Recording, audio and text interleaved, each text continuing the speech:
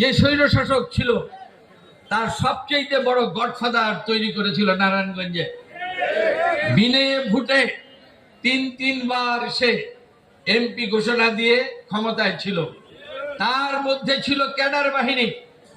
একবার যখন সে বিজয়ের ঘোষণা দিত, কোনোদিন জনগণের পাশে, কোনোদিন সুখ দুঃখের সাথী হয় নাই। কোন এলাকার মানুষ তার কাছে যেতে পারে নাই। সে ঢাকা বসবাস করত।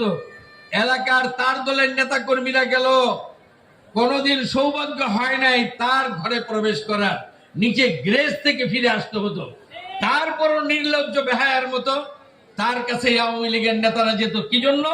যে সেখানে গেলে হাড্ডি টোকায় পাওয়া যায়, সেখানে গেলে তাদের ক্ষমতা নিয়ে লুটপাট করতে পারে।